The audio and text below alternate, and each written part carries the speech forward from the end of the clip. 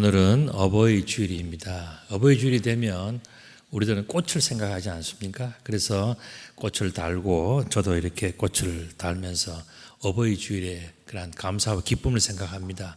꽃 하면 또 우리 카네이션 꽃을 우리가 잊을 수가 없고 하면서 우리 부모님께 뭐라 그럽니까? 사랑합니다 라고 이야기하지 않습니까? 그런데 저는 좀 궁금한 게 있어요. 그게 뭐냐면은 부모님을 왜 사랑해야 하는가? 그 이유가 뭔가 하는 거예요.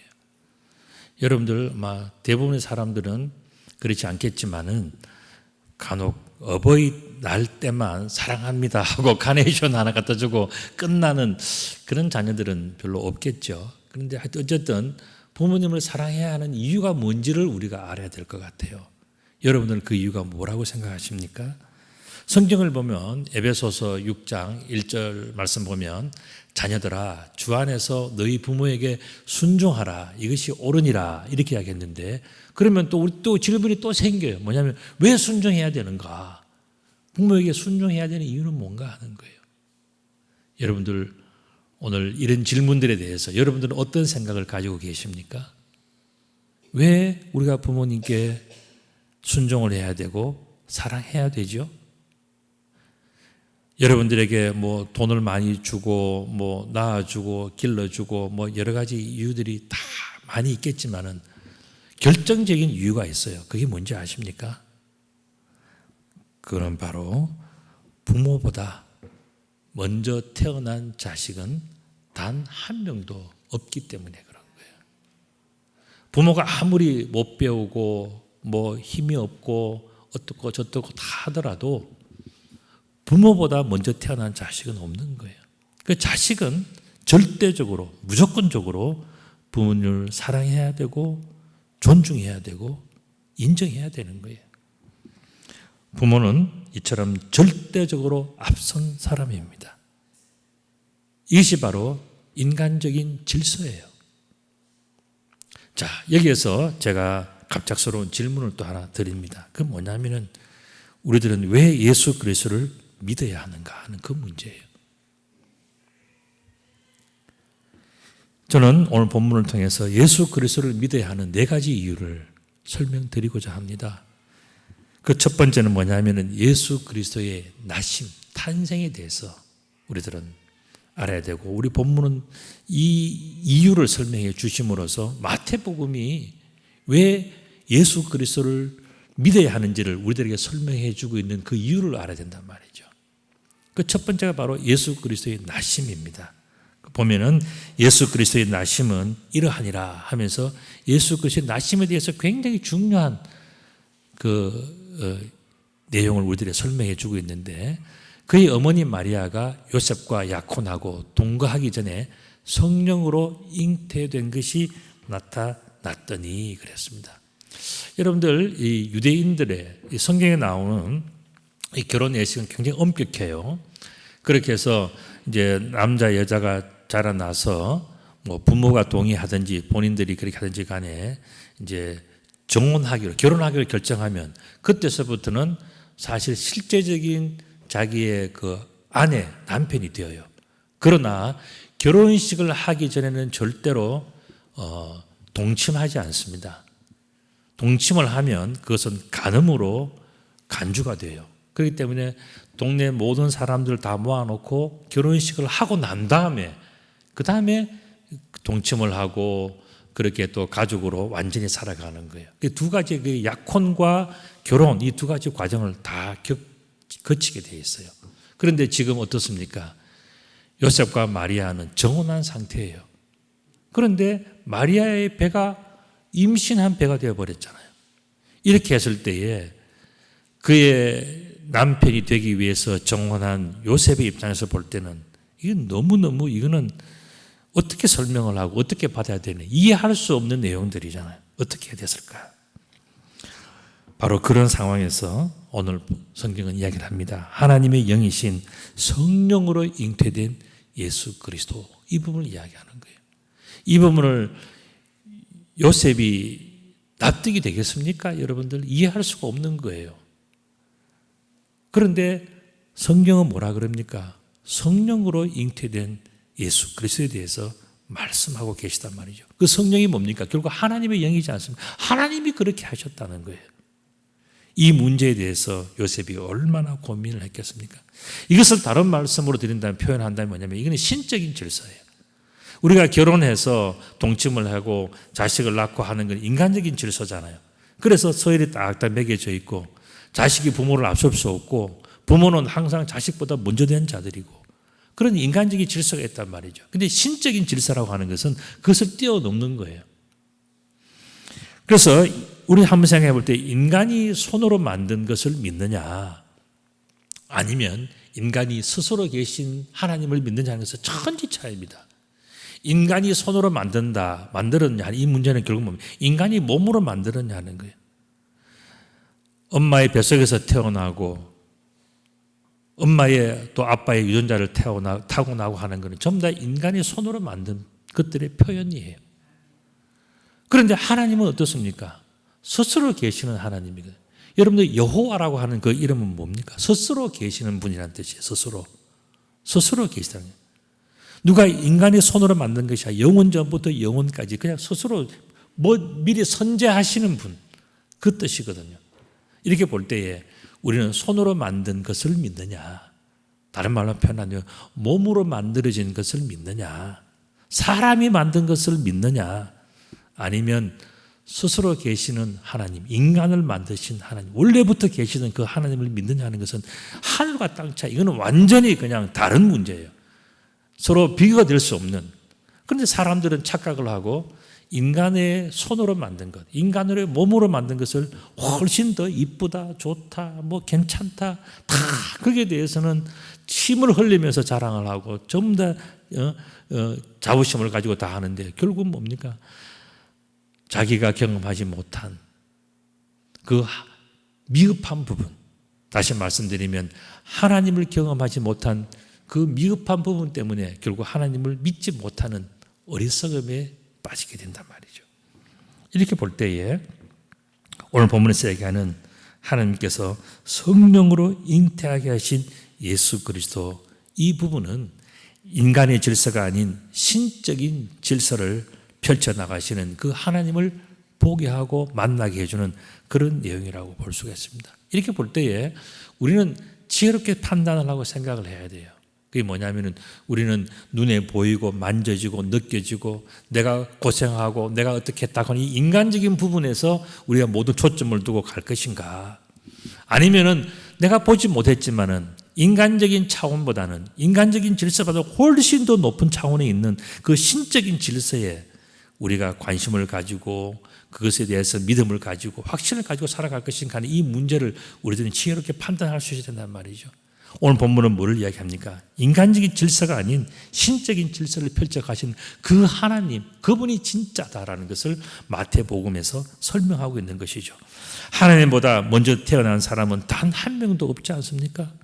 그런데 불구하고 사람에 집착을 하고 어떤 성씨에 집착을 하고 남녀 그 기준에 집착을 하고 어느 학교, 어느 지방, 어느 나라, 어느 민족에 집착한다면 이거는 뭐냐면 하나님을 보지 않겠다고 작정한 어리석음에 우리는 불과하다는 것을 알 수가 있어요. 그래서 우리는 뭐냐 하면은 하나님보다 먼저 태어난 사람은 단 한 명도 없다는 이 사실을 인정하고 모든 인간은 하나님을 존중하고 또 하나님의 말씀에 순종하고 그렇게 살아가는 것이 마치 자식이 부모를 존중하고 사랑하고 부모의 말씀을 순종하는 것이나 똑같다는 것을 우리들은 이해하고 알아야 된단 말이죠.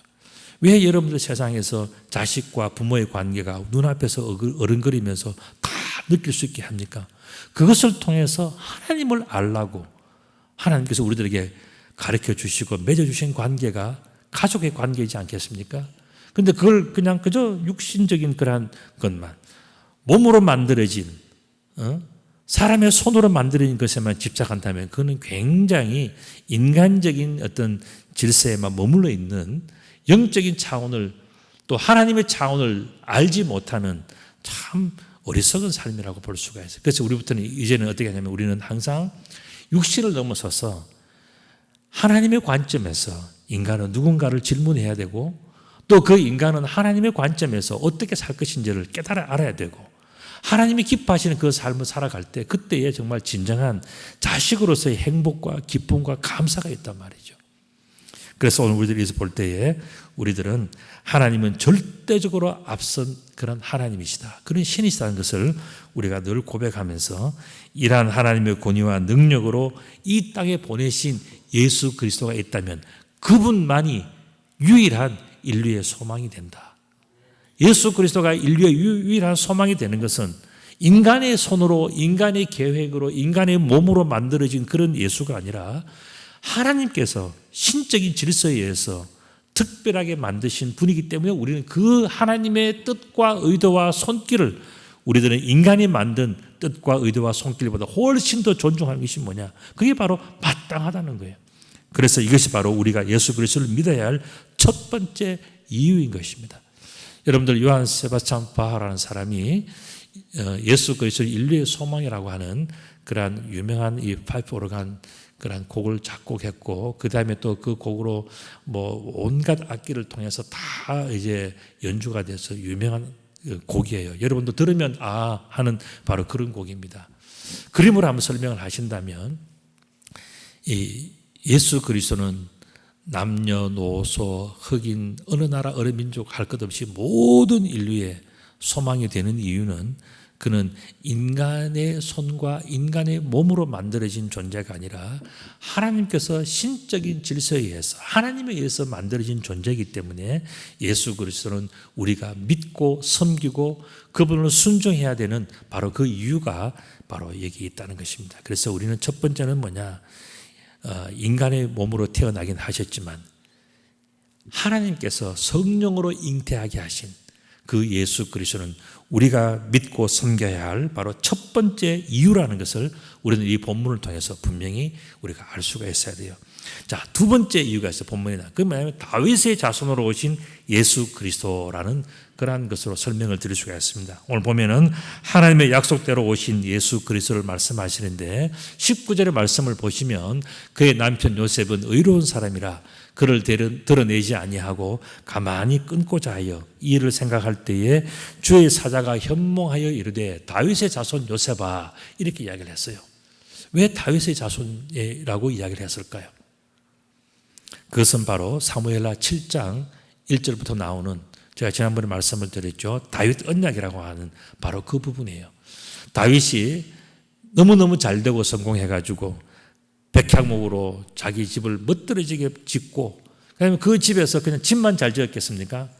좋은 거 먹고 마시고 즐기고 자기의 수많은 그 처들이 있고 종들이 있고 자기의 한마디는 온 나라 온 백성들이 다 움직이는 이스라엘 최대의 전성기 때 다윗은 뭐라고 얘기했냐면 나는 이렇게 잘 먹고 잘 살고 행복하게 살아가는데 우리를 위해서 모든 것을 아낌없이 베풀어 주었던 그 여호와 하나님은 휘장 가운데서 너무너무 초라하게 있다.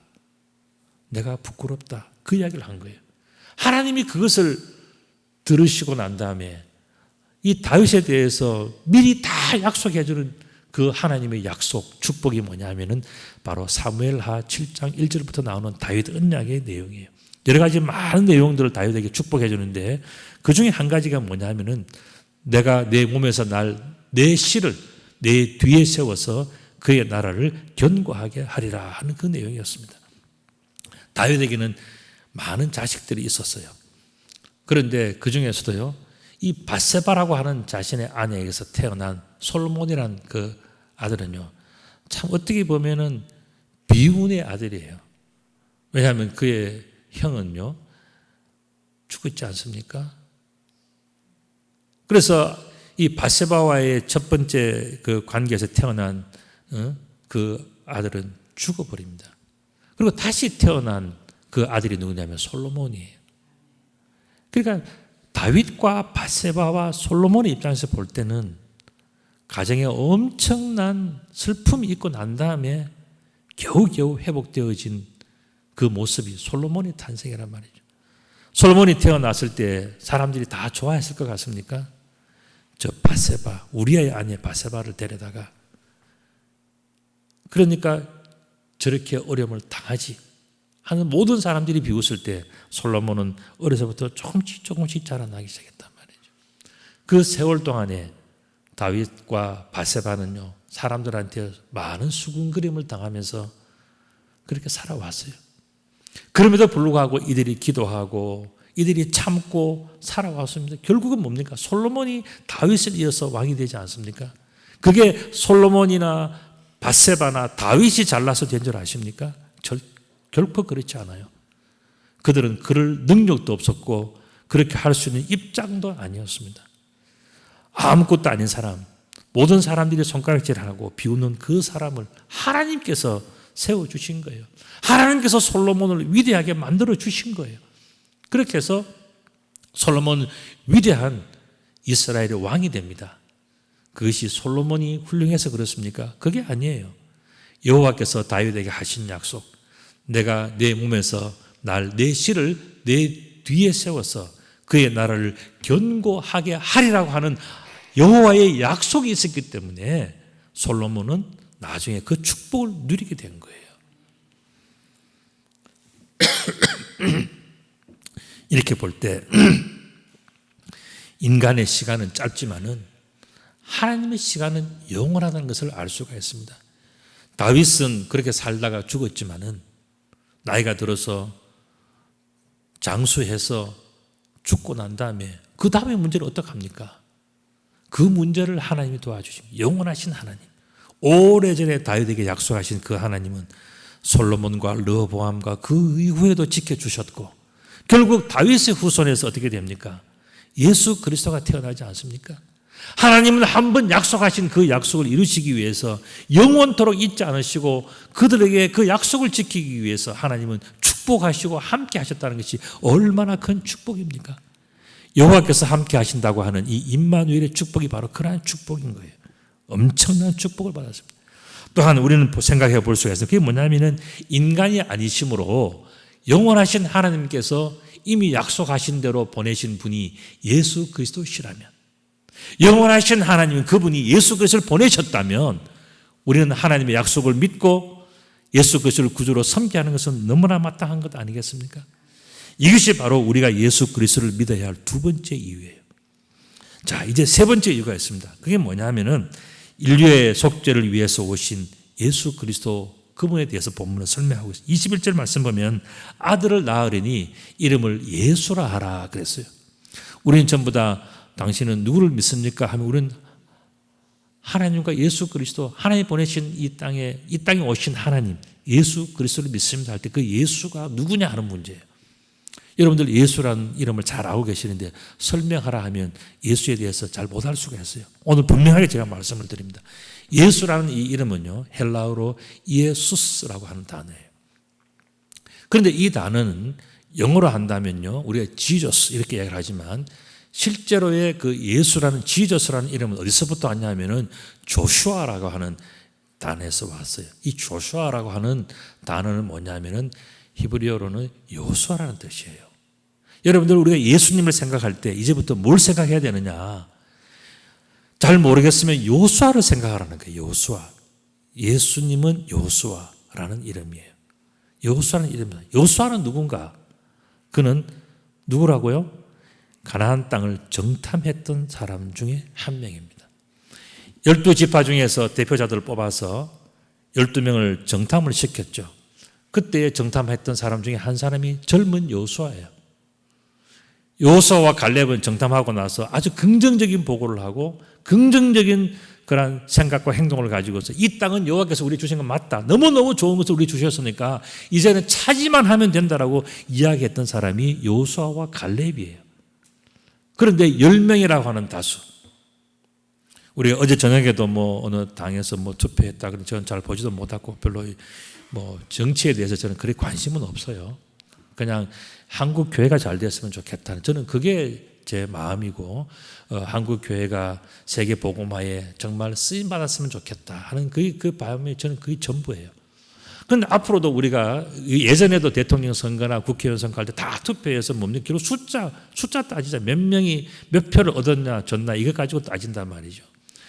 이스라엘 가나안 땅을 정탐하고 난 다음에 사람들도 어떻게 보면 투표한 것 똑같은 거예요. 10명이 나쁘다, 안 된다, 우리는 큰일 났다라고 이야기하니까 모든 사람들이 전부 다 그렇게 다 쏠려버리는 거예요. 그런데 하나님은요, 인간의 숫자를 보지 않습니다. 하나님 뭘 보시느냐 하면 누가 하나님의 마음을 알고 있느냐, 누가 하나님의 진심을 담고 있느냐 하는 그 진실을 보는 것이지 숫자를 보지 않아요. 그래서 결국 가나안 땅을 보고 왔던 이 여호수아와 갈렙은 2명밖에 안 되고 10명이 전부 다 이 땅을 차지할 수가 없다. 그 땅은 거인족이 차지하고 있고 우리는 메뚜기 같고 우리는 아무것도 아니더라. 이것을 막 떠드니까 그렇게 되어버린 거예요. 그런데 하나님은 바로 그 장면을 보고 화가 나셨어요. 어떻게 그럴 수가 있느냐. 세상의 사람들이 인간적인 머리 숫자를 보고 눈으로 본 것으로 판단한다면 정말 그들의 하나님은 살아계시는 건가? 이스라엘 백성들의 아버지는 계시는 건가? 하나님은 그것을 물으시면서 화를 내셨어요. 그리고 다음 그림을 그 내용들이 민수기 이 14장 34절에 나옵니다. 너희는 그 땅을 정탐한 날수인 40일의 하루를 1년으로 쳐서 그 40년간 너희의 죄악을 담당할지니 너희는 그제서야 내가 싫어하면 어떻게 되는지를 알리라. 하나님은 굉장히 화를 내신 겁니다. 다음 그림을 보시면 그래서 이스라엘 백성들을 저 가나안 땅이 가데스 바네아에만 들어가면은 그 다음부터는 가나안 땅을 다 차지해서 하나님께서 그 백성들을 다 쫓아내주고 거기서 넘치도록 그 모든 축복과 은혜를 누리고 약속이 그대로 성취될 것이라 그랬는데 이 10명의 지파들이 큰 목소리로 울며 불면서 왜 우리를 이 광야에 와서 죽게 하는가? 우리와 우리의 가족들이 차라리 저 애굽에 있었더라면 잘 먹고 잘 살았을 텐데 왜 이 고생을 하는 곳에 와서 여기서 죽게 하는가? 여기는 먹을 것도 없고 우리는 죽을 것 같다라고 막 하니까 하나님이 화를 내시면서 아까 말씀드린 대로 40일을 그 하루를 1년으로 쳐서 40년을 저렇게 뺑뺑이를 돌게 한 겁니다. 이 문제가 해결된 것이 언제인지 아십니까? 그게 바로 모세가 여호수아에게 안수기도 하고 축복하면서부터 이제 하나님의 그러한 그 진노가 바뀌기 시작하는 거예요. 모세가 죽기 전에 여호와께서 말씀하셨어요.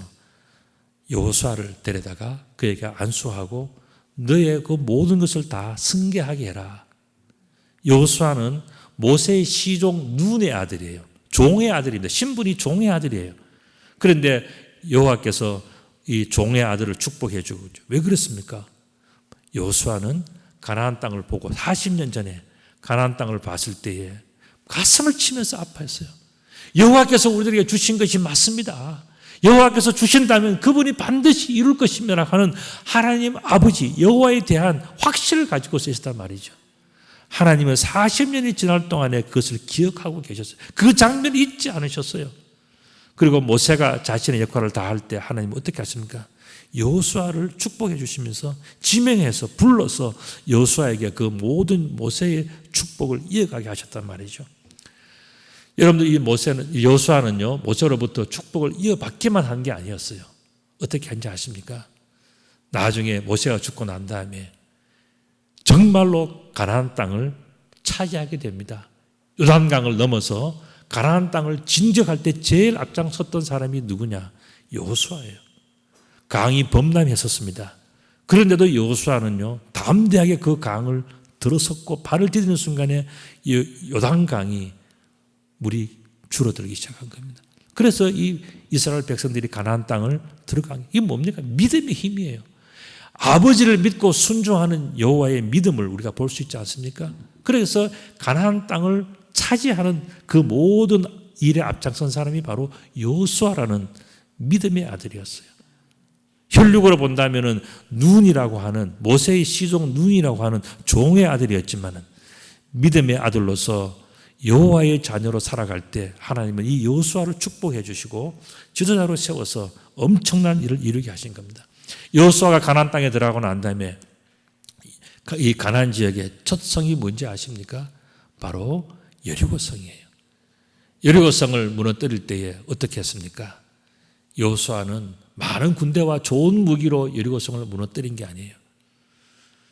하나님 아버지를 믿는 그 믿음, 하나님께서 주시겠다고 하는 그것에 대해서 하나님이 시키는 대로 아버지의 말씀대로 순종하면서 그 모든 일들이 이루어갔을 때 아버지 되신 하나님께서 이 문제를 해결해 주신 거예요.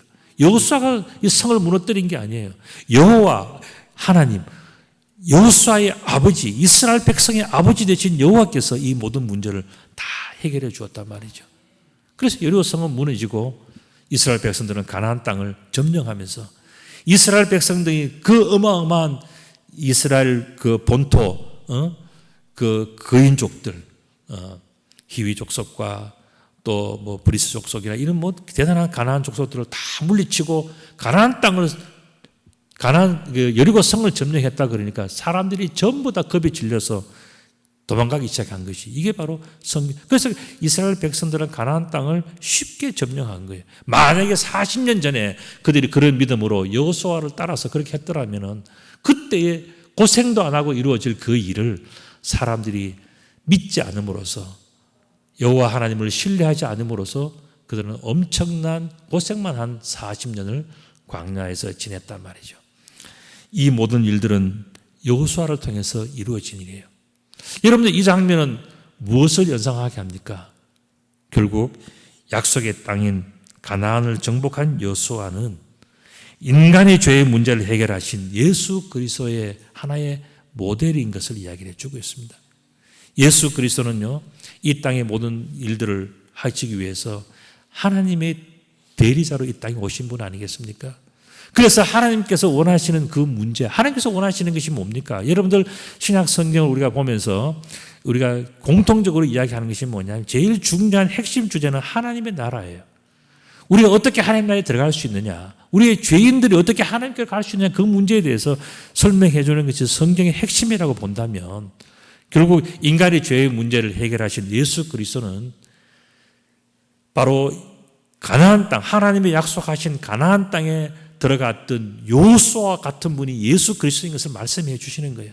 예수 그리스도가 우리의 여호수아이기 때문에, 우리의 구원자이기 때문에, 우리가 믿고 있는 하나님의 아들, 믿음의 장수이기 때문에 그 여호수아를 따라가면, 그 예수를 따라가면 죄인도 하나님께서 약속하신 가나안 땅, 하나님 나라에 들어갈 수 있다는 것이 바로 성경의 그런 내용들이지 않겠습니까?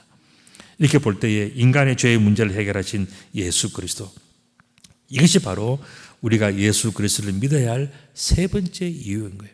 하나님 나라를 우리들에게 주시는데 우리가 그 땅을 불신하고 또 원망하면서 그 땅을 누리지 못한다면 그것은 가나안 땅을 정탐했던 10명의 지파장인들이나 똑같은 거예요. 그렇기 때문에 우리는 하나님 안에서 여호수아와 같은 믿음, 예수 그리스도와 같은 믿음을 가지고서 하나님의 약속하신 땅, 가나안 땅, 또 다른 말로 편다면 하나님의 나라를 향해서 우리들은 믿고 나아가야 되는 겁니다. 네 번째 이유가 있습니다. 그게 뭐냐면은 영원히 우리와 함께 하시는 예수 그리스도를 본문은 설명하고 있어요. 본문 22절의 말씀을 보면 이 모든 일이 된 것은 주께서 선지자로 하신 말씀을 이루려 하심이니 이르시되 보라 처녀가 잉태하여 아들을 낳을 것이요 그의 이름은 임마누엘이라 하리라 하셨으니 이것을 번역한즉 하나님이 우리와 함께 계시다 하는 그 내용이에요. 여러분들 임마누엘이라는 단어가 성경에 나오면 좀 어려워질 수도 있는데 이것은 히브리어예요.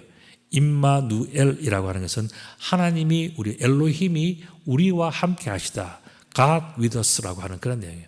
신약 성경에서는 엠마누엘이라고 이렇게 되어 있어요. 그래서 이 똑같습니다. 임마누엘, 엠마누엘 다 똑같은 건데 뜻은 하나님께서 우리와 함께 하신다는 God with us라는 그런 뜻입니다.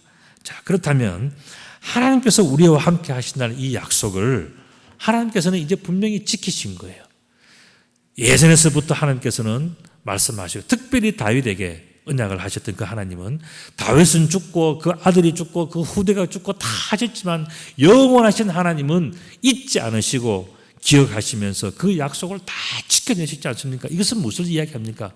여호와 하나님께서 우리 아버지께서 이 사랑하는 자녀들에게 하신 그 약속을 아버지는 분명히 지키셨다는 것입니다. 그렇기 때문에 이제는 우리도 하나님 아버지의 약속을 믿고 지켜야 한다는 것입니다. 이것이 뭐냐? 하나님이 우리와 함께 하시는 것, 이것을 확실히 믿고 살아가는 것이 뭐냐? 이것이 바로 우리와 함께 하시는 하나님, 이 땅에 오신 예수 그리스도를 믿어야 할 네 번째 이유, 하나님이 우리와 함께 하시기, 하나님의 약속을 지키시기 때문에 우리도 하나님을 믿고 따라가야 한다는 것이 바로 네 번째 이유인 것입니다.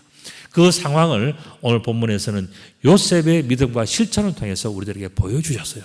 그 보면 24절과 25절 말씀을 보면 요셉이 잠에서 깨어나 일어나 주의 사자의 분부대로 행하여 그의 아내를 데려왔으나 그 아들 낳기까지 동침하지 아니하더니 나음의 이름을 예수라 하니라 그랬어요. 자, 이 요셉은요, 아까 말씀드린 것처럼 자기는 납득할 수 없는 일을 당했지 않습니까? 이해할 수 없는 어려움을, 설명할 수 없는 일이 생긴 거예요. 그리고 자기는 나쁜 짓 안 했는데도 남들을 보면 다 요셉 때문이라고 생각하는 그런 어려움과 곤경에 처하게 됐단 말이죠. 그럼에도 불구하고 이 요셉은 그 문제를 어떻게 했습니까?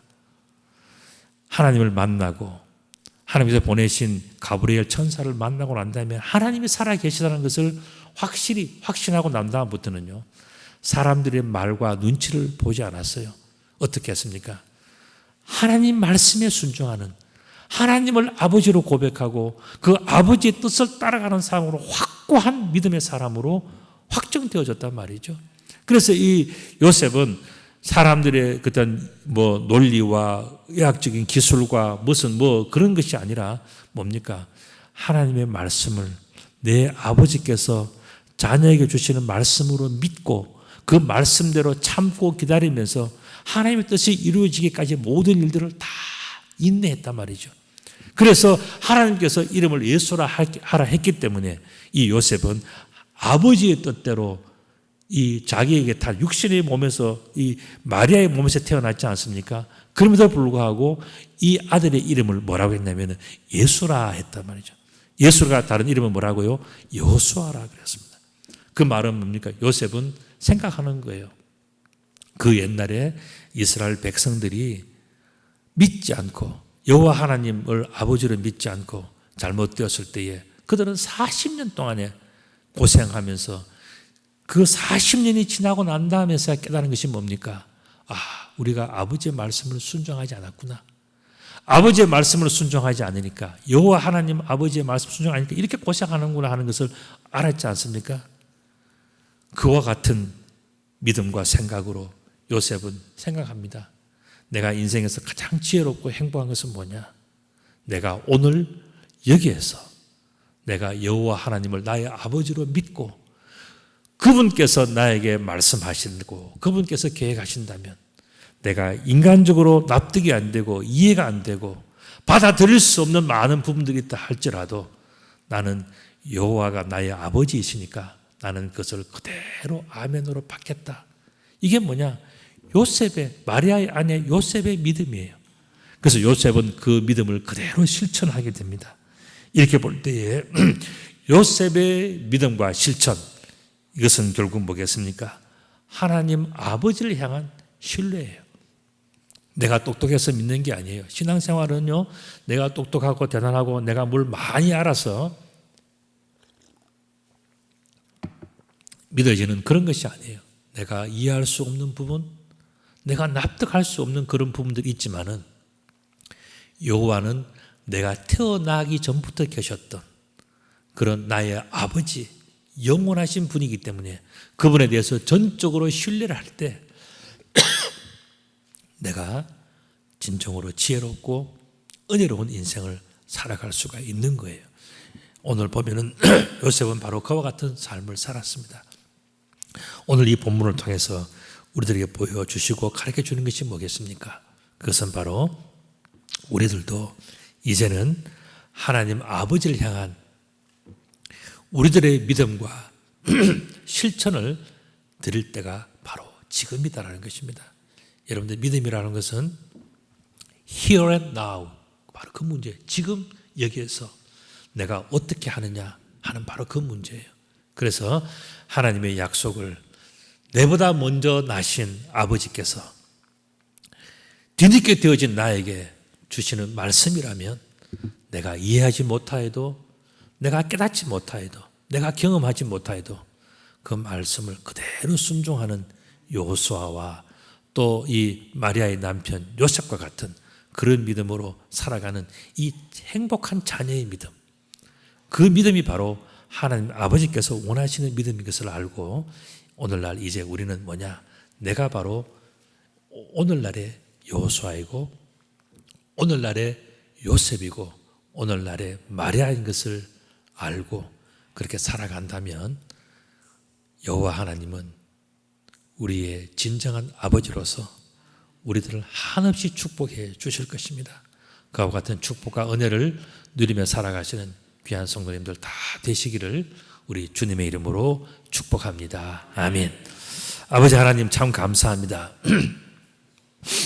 우리는 하나님의 은혜로 태어나고 하나님의 은혜로 인생을 살아가고 있지만 우리가 잘나서 우리가 똑똑해서 우리가 가진 것이 많아서 그렇게 되는 줄로 착각할 때가 참 많이 있었습니다. 이제는 이 모든 착각을 뒤로 내려놓고 물리치고 이제는 아버지 하나님의 그 말씀과 그 손길에 순종하고 그 믿음을 따라가는 사랑받는 자녀들이 될 수 있도록 우리 모두를 축복하여 주시옵소서. 그리함으로 여호와 하나님은 우리의 진정한 아버지이시며 우리와 함께 하시는 임마누엘 구주이시며 우리를 돌보시고 축복하시는 여호와이신 것을 깨달아 알면서 주님과 함께 동행하는 행복한 믿음의 자녀들이 다 될 수 있도록 축복하여 주시옵소서. 우리 구주 예수 그리스도의 이름으로 기도드리옵나이다. 아멘.